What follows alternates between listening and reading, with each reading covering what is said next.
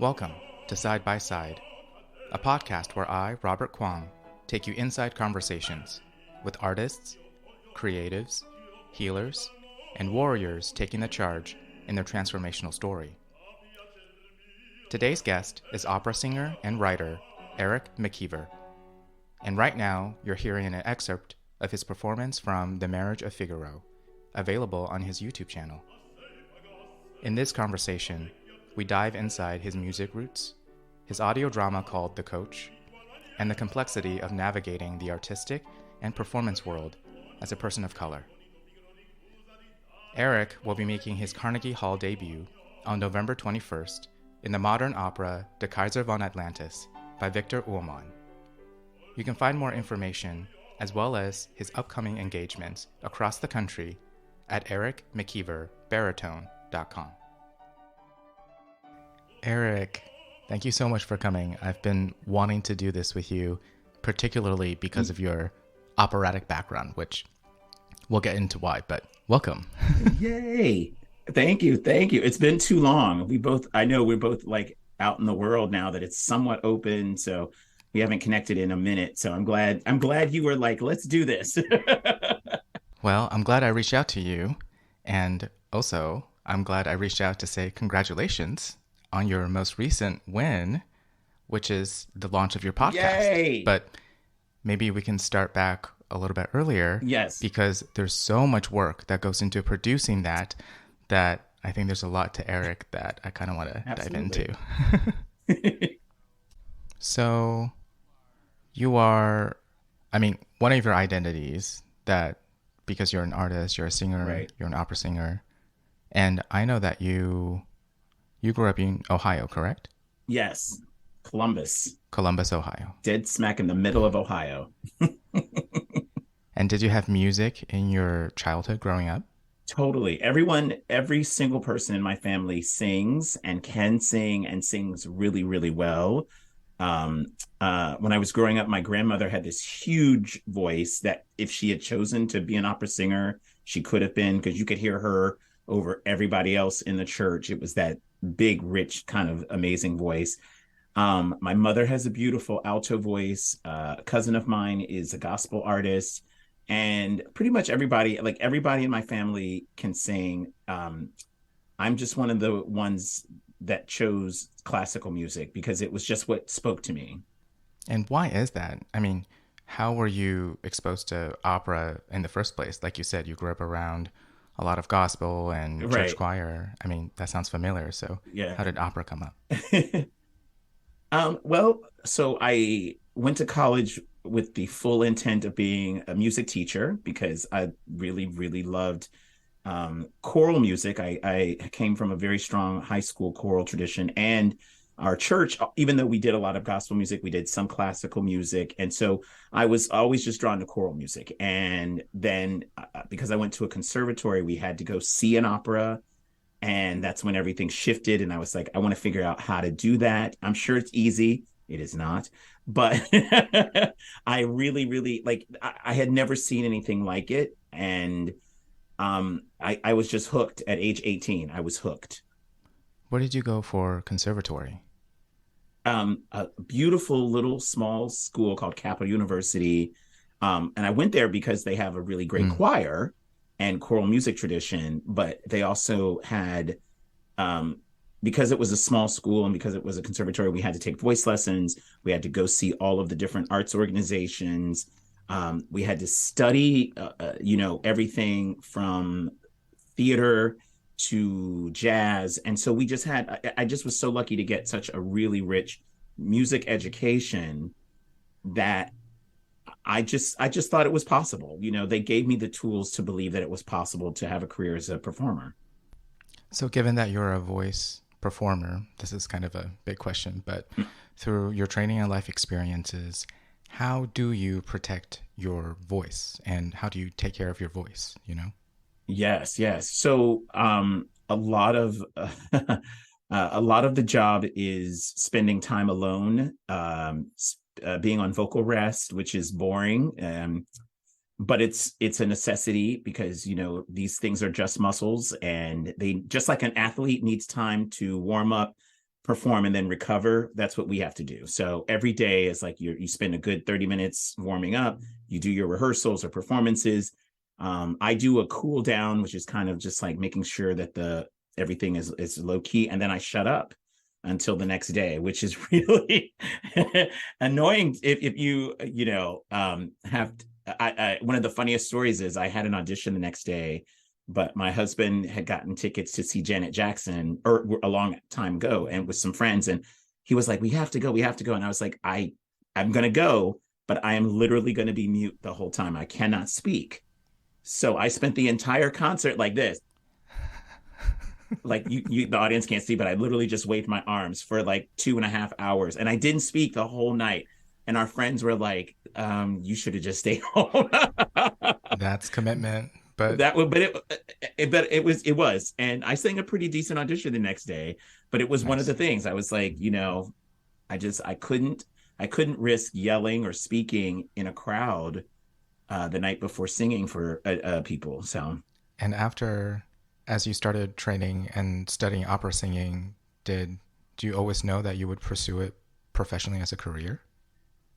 I always knew I wanted it as a career. I think, and I'm glad I didn't know it, the amount of sacrifice and rejection that is involved in it is something they don't really prepare you for.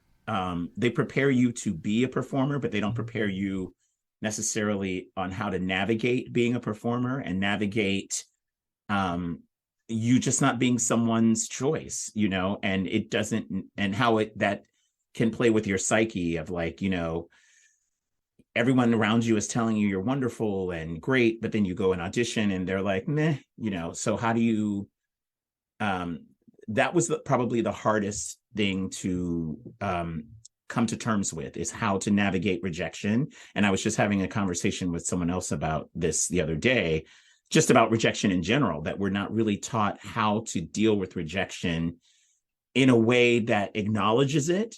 Because often people are like, they'll get rejected and then they get mad and they're like, well, they're stupid and they're dumb.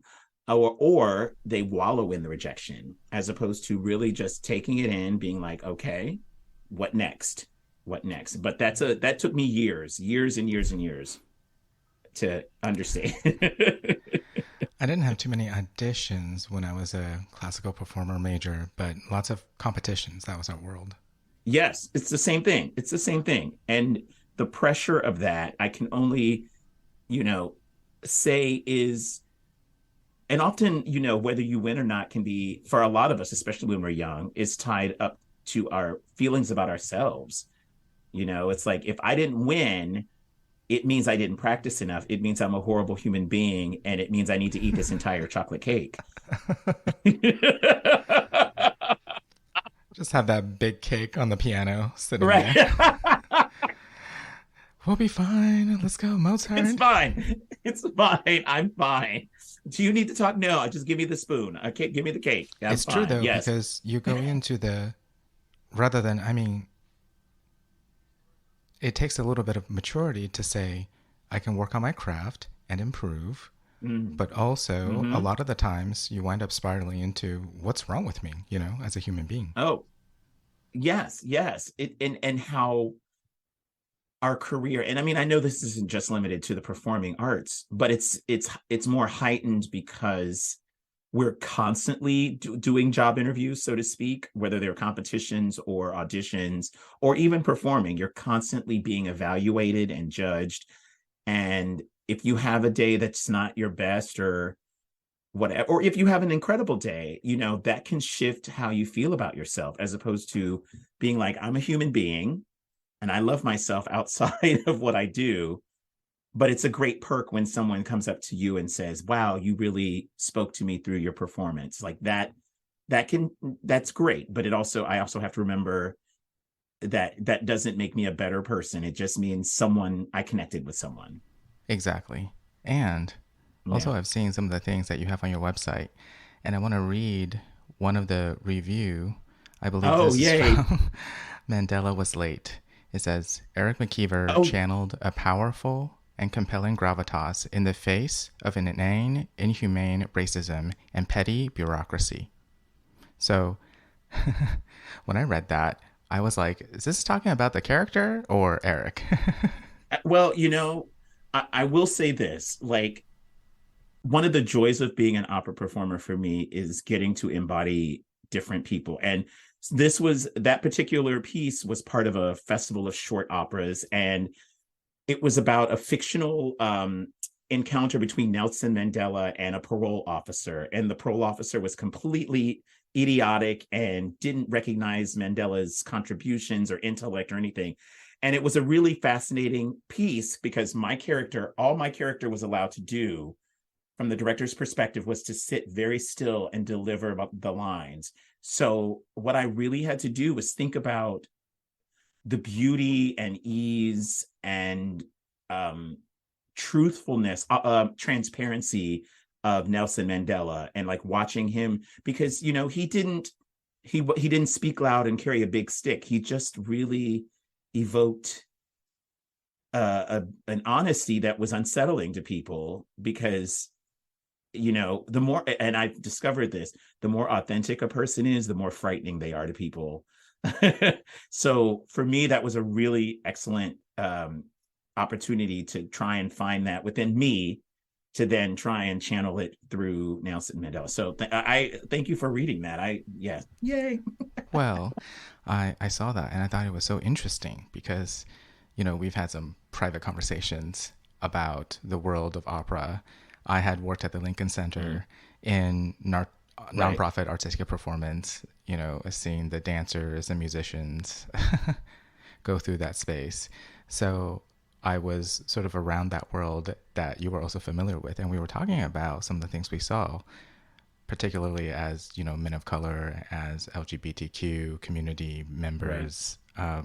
How does that factor into your journey as an artist and as an opera singer? That's a phenomenal question. And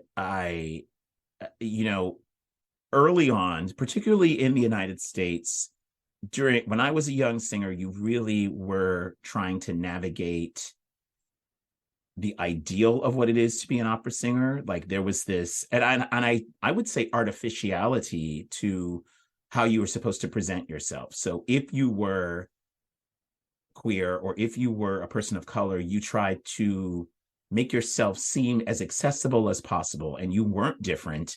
You could easily fit into the ideal of being an opera singer, which was often very white.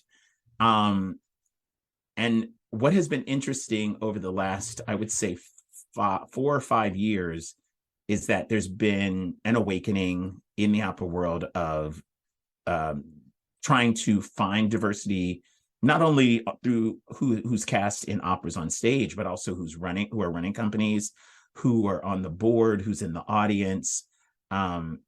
So it's exciting to be part of that change. I just got back from Wilmington, Delaware, where I worked with their opera company, and they hired me not only as a singer, but also as an artist in residence / artist ambassador, because specifically they wanted me to be part of the conversations with the community, particularly communities that they did not have any sort of entrance or entree into. And they felt like, well, maybe it would be better to have a person of color be part of our team going in and talking about these connections that we want to make, versus hi, we're a bunch of white people that work at an opera company and we want you to enjoy what we do, as opposed, like I think for the performing arts in general, I think the more we are willing to understand that what we produce in our theaters is only half of what we need to be doing in service to our audience, the other half is really connecting with our community and saying,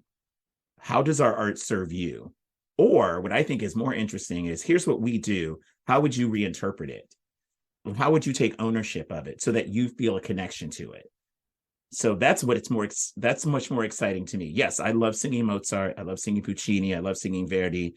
I love being on a stage, doing those characters, singing with the orchestra in front of a varied, audience that knows these pieces. But there's also something really exciting about singing for like 20 third graders who have never heard opera before, and who just, like, the best compliment I got from a little girl was, you are so beautiful when you smile and sing. And I was like, "Wah," like totally started crying because to her, like it was about the connection and there was no ego.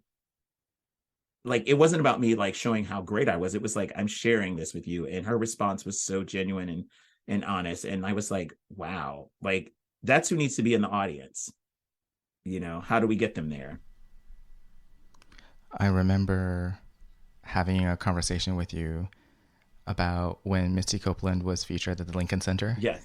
and how it was both wonderful and people were filming and there were new audiences who's never been to the Lincoln Center before or would ever consider before. Right. And also, I guess there was kind of a sadness because that it was a special event at all, you know? Yes. I agree. Like we're like, yay, a Black person got It's a so job. groundbreaking. Wait. And, it's Right. just... It is. It was like, yeah, I love that you said that because there is a great deal of excitement about finally, but also a great deal of like, this is just happening now. And it's only happening really for one person, and there was recently a story about an Asian ballet dancer, a male Asian ballet dancer who was becoming a principal dancer. And again, I was sort of like, wait, it's 2022 and this is just happening now. Like, oh my gosh, we have so much work to do, but also let's celebrate. Like, I think that's where we all are. We're all like, yay, let's celebrate, but also, wow, it reminds me of how much work we need to do. Yeah, it's hard. It's a complicated conversation, which is Yes. why I also love diving into it with others who have to navigate this all the time, Yes. right? And earlier in the conversation, you talked about authenticity. Yes. I think that's why when we navigate these issues, things that affect our careers, paying our bills, I know that partially wanting to be authentic and wanting to understand and own my voice is what got me into something like creative writing. And I know you're a writer as well. Right. So I'm curious how you got into that and how you relate to that part relative to your voice and who you are.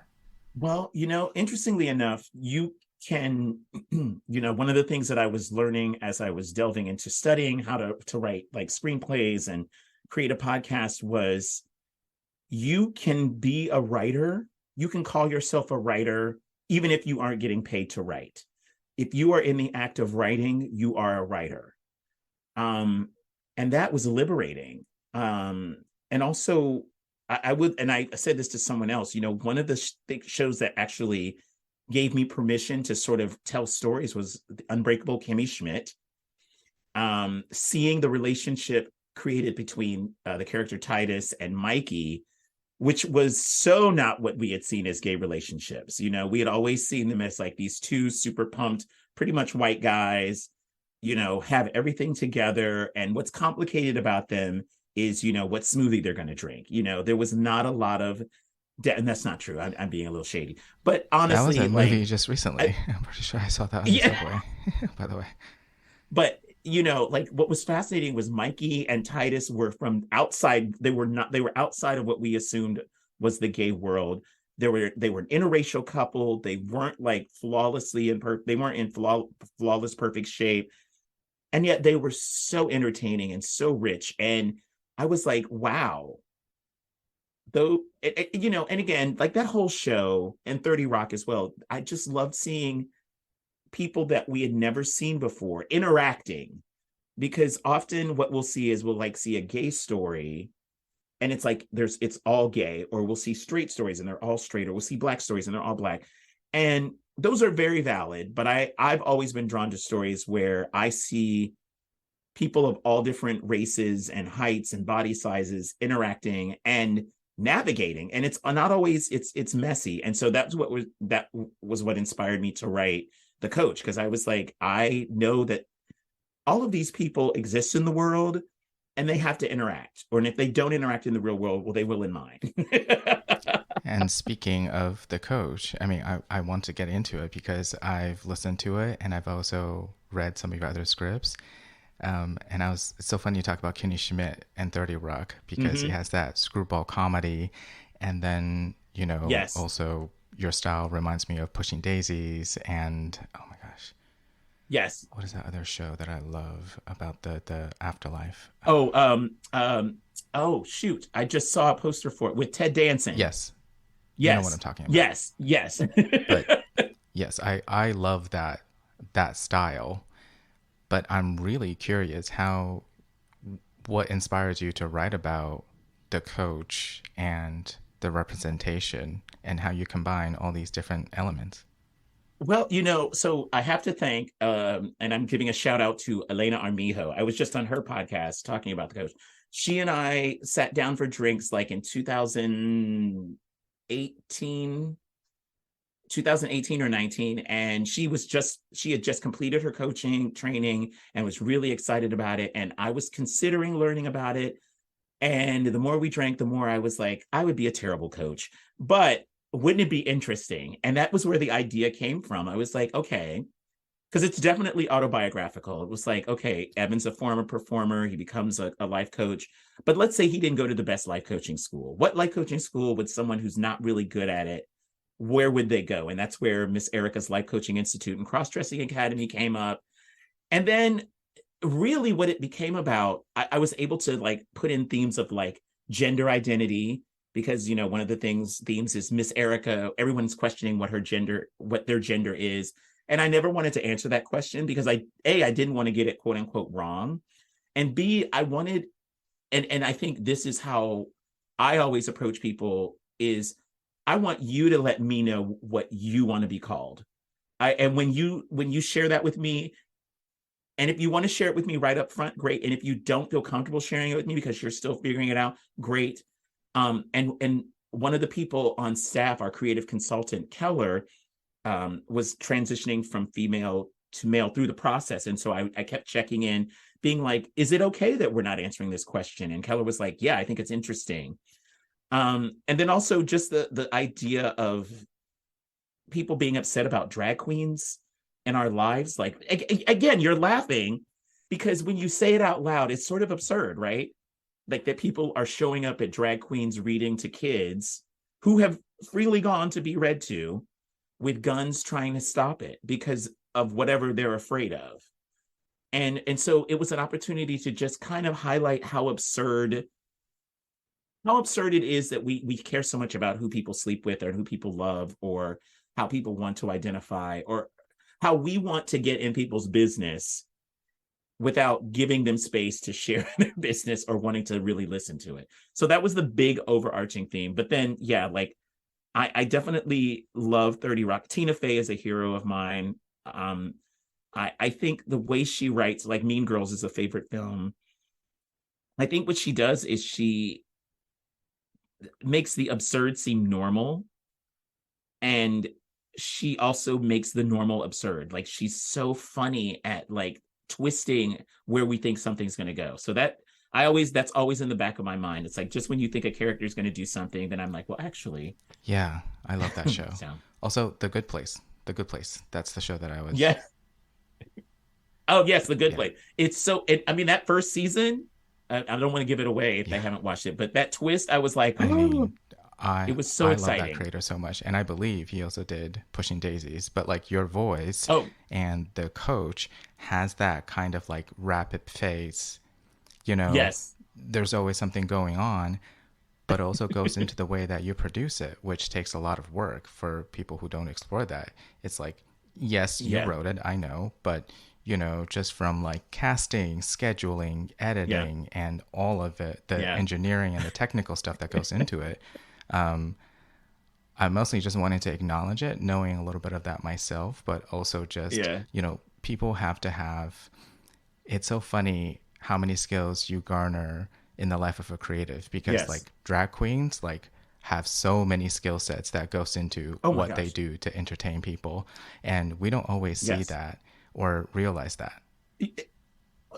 Well, thank you for the acknowledgement. And I will say often I think the things that I know the least about when I start them are the ones that I stick to. I knew nothing about creating a narrative podcast except that I liked them. And I thought it would be pretty simple. Like, you get people together, you record, they send you audio, you edit it and put it in place using a program. Then you put some music and some sound effects, and then you send it off to be mastered. And then voila.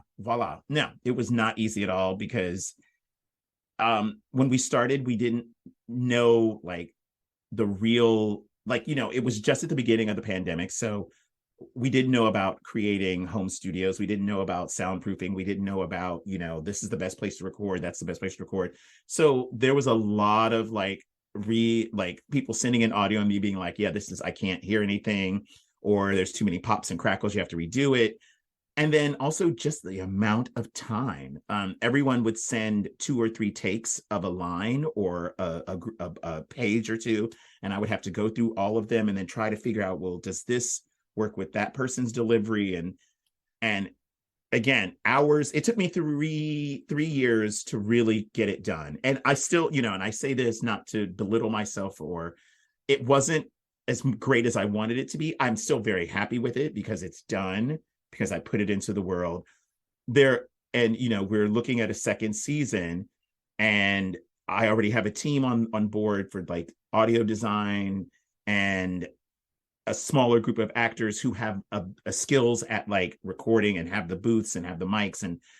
But you learn, I would not have learned that had I not gone through the process. But the best compliment I got, there's a audio comedy called, oh shoot.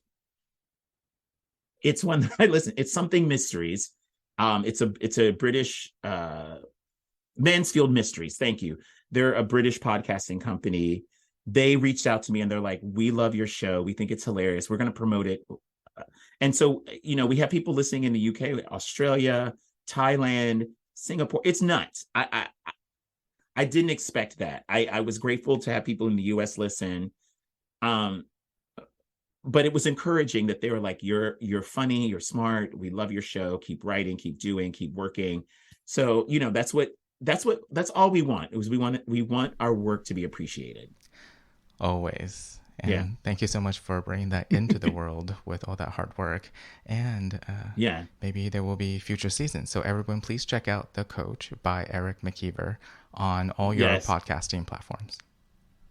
And I will say, I have to modify that, because The Coach is such an ambiguous title. Again, something I learned. The best way to find it is The Coach, Elm Tree Singer Creative.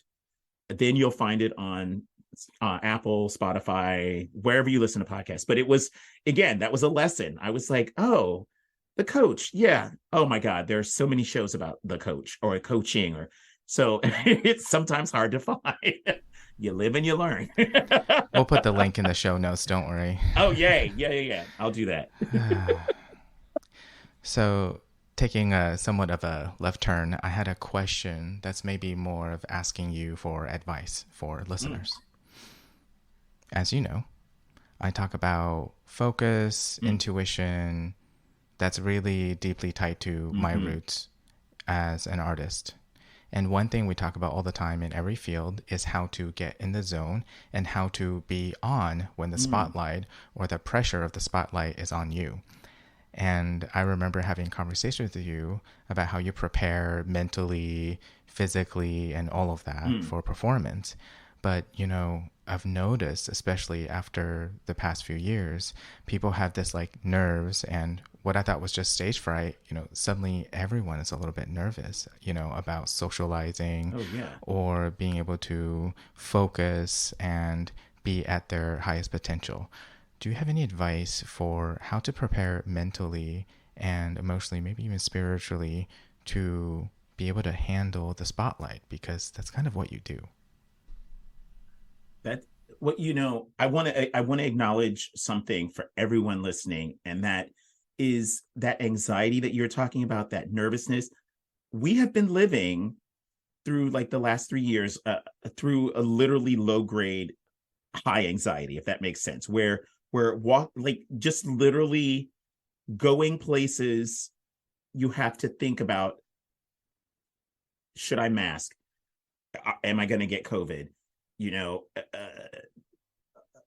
Am I going to be bashed for simply appearing to be of a certain ethnicity or LGBT. I mean, there's a lot of that we are sitting with every single day. I will say this: stop reading the news, or read it first thing in the morning. I get the New York Times briefing. I read it, and then I'm done with the news. I don't need any more news until the next day. The other thing that I do that I had to figure out is whether or not I recharged in person or alone. I recharge alone, which means I have to spend time by myself outside of my partner, outside of my friends and family, outside of what I do, outside of my work. And that can be as simple as sitting outside when it's warm, taking naps. I just discovered Trina Hersey, who is she is the leader of what is called the Nap Ministry, and using napping as a form of resistance. And her philosophy is that the patriarchy, the white patriarchy, keeps everyone hustling so that we don't have time to dream or ask questions about why things are the way they are. And I was like, oh my God, yes. Like, if you are hustling 24/7, you don't have time to imagine. You don't have time to think about why is the world the way it is. You don't have time to think about how are you taking care of yourself. So for me, like, napping, taking baths is essential. They are essential, especially when I'm on the road and I'm working in another city, and I'm in rehearsal for 6 hours a day, and there's the commute to and from the rehearsal. Naps are absolutely necessary. Another thing is just, I think often, again, taking an hour in the morning or 30 minutes or 15 minutes and writing what you're grateful for every day. I do that every morning. I will. I mean, I'm going to show you, they can't see it, but this is my gratitude journal, and I write 10 things.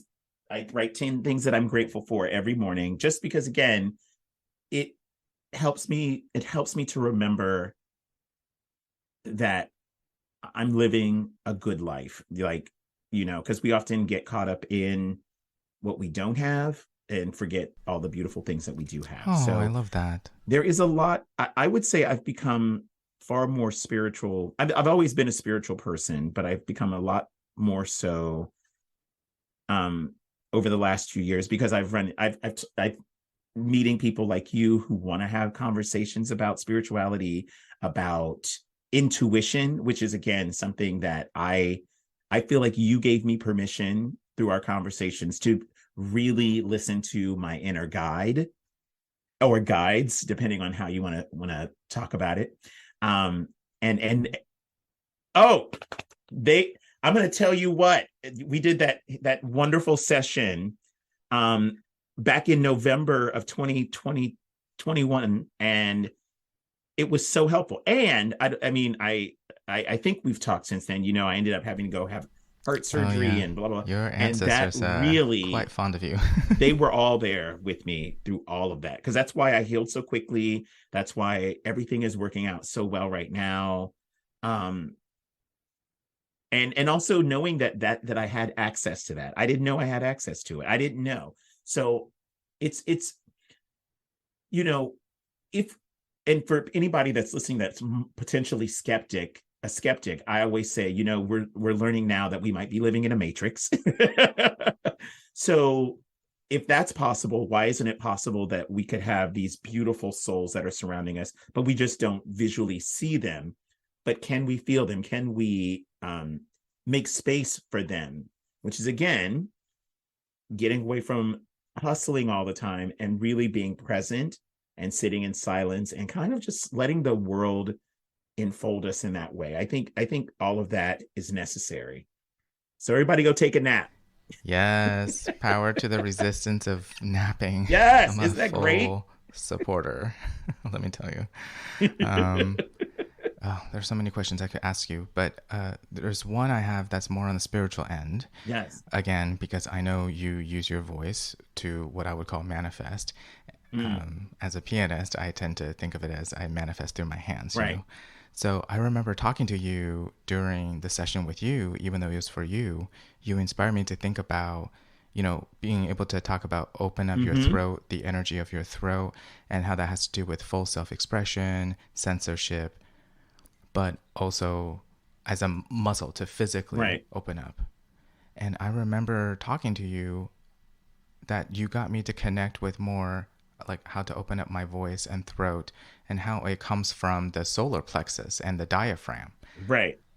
And I don't think I'm going to be able to explain it quite as well as you, but I remember thinking, gosh, I'd never thought of it that way. It's connected to down here and you need to bring it Right. up.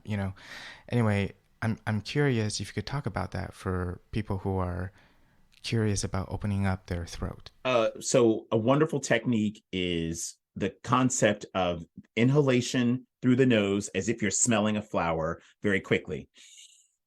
Because what that does is it also opens, and we use this in singing a lot because what it does is it opens our throat, but it also opens what is this area called the nasopharynx, which is where a lot of our vocal sound vibrates in order to project. Your voice just changed. It did, exactly, exactly. And then so once you take in that inhalation, the throat is open, you're connected to then when you start to speak, place your hands on your diaphragm or where your ribs meet, and you'll feel that sort of solid, like it's pushing in a little bit. And what we do in singing is we just slowly release that as we're singing, and then we get this really sexy stream of tone, which is what I'm working on right now. um but it's so interesting that singing is both incredibly mental because you're thinking about vowels, you're thinking about translation of the language, you're thinking about um beauty of sound or intention of character, but it's also incredibly physical, because you're using your breath and vocal cords to create pitch at the same time. um and it I believe that the best singers slash performers, no matter what genre, are opening themselves up to the greater power, whatever you want to call it, God, the universe, purple energy, whatever. And that it does two things. When I think of it that way, it gets Eric out of the way, and I stop worrying about, am I good enough? Does this sound pretty enough? And what blah blah blah blah blah, which is all the crap that goes through the head, the ego.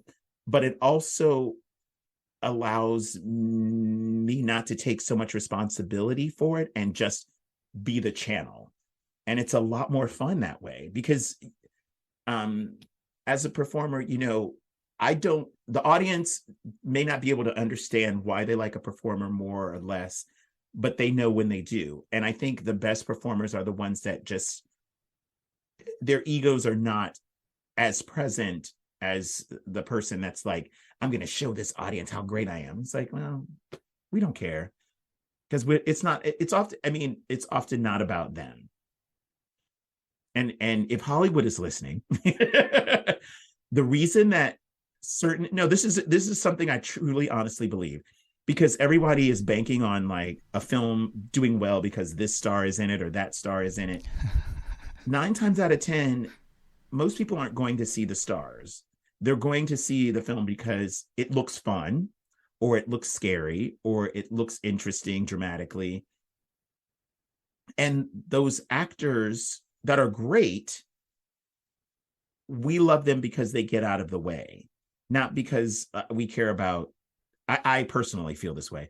I don't care about who Julia Roberts is sleeping with, or George Clooney, or Viola Davis, but I do care about who they are when they are on screen, and how, Meryl Streep, the reason she's so good, I think, and the reason we don't care about her personal life is because she just is a conduit. She's like, how can I just let these characters speak through me? And so, you don't see her on the cover of like USA Today or whatever. I don't know. I don't read those things. But I think that's why she's such a brilliant actress, because she doesn't let her ego get in the way. Now, I may be totally wrong. She might be a horrible person, but I don't think she is. I think she's amazing. I've seen some footage on YouTube. She rarely has, people record the rehearsal process because it's like, people might have one sense of how Meryl Streep works. And, she's already here by the time everyone starts. And she's like, no, it's the messiest, most raw thing. And that's what it takes to get to the next stage and the Right. next stage and eventually what you see on camera. But the way she spoke about it has so much of like, everyone who's here is just starting from the same place. She had that, again, that's a little bit of her theater training, I Yes. think. The theater actor has this way of thinking about community and art that's very special. And she's got that secret sauce That's to me. it. Yeah. Well, it's, and I think this is something I was very fortunate. The cast that I just came from, there were 6 of us, and we all, it's very rare that you get 6 opera singers together and we all get along and we all connect and we all are able to have rich, deep, meaningful conversations outside of rehearsal. But I was so lucky, and I hope my next show is that way. It may not be because, but and everyone was there in service of the work. And I think that's why we had such a good time. And I think we created something special. And I think that's why we're still on a group chat, because I don't like group chats. I've never liked group chats, but I actually can handle this one. I really don't. I don't know why. Well, I tell you why. I'll leave it this, because most group chats turn into 2 people having a private conversation That you no longer and want we to, all, like, but we all have I'm to not read here. it. And I'm like, why are y'all still talking about baby formula? Like, I don't have a child. Y'all could have made a phone call. Oh, I love that. Ah, thank you so much for your time today. Wow. Thank you. I'm so You just gave so much wisdom, and yeah, I don't want you to leave without telling people where to find you.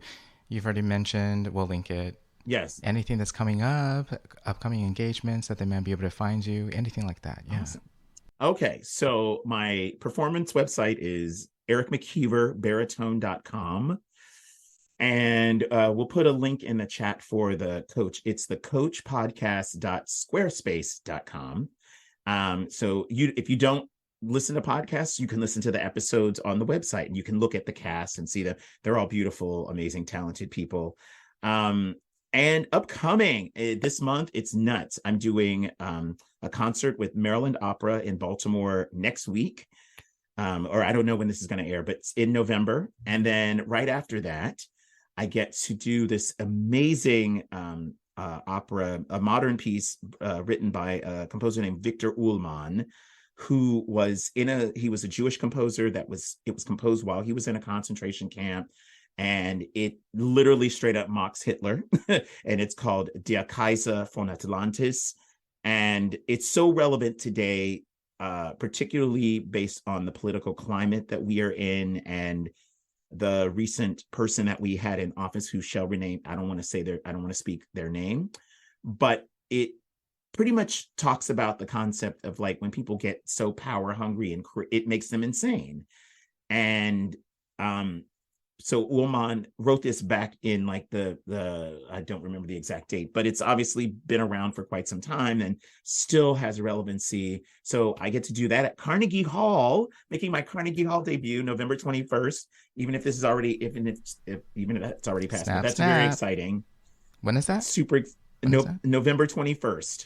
It'll be up then. Yeah. Oh, yay. Great. So yeah, I'm super excited about it for so many reasons. And again, it's an incredible piece. It's an incredible venue. And it's just, I can check something off of my dream list of places where I want to perform. So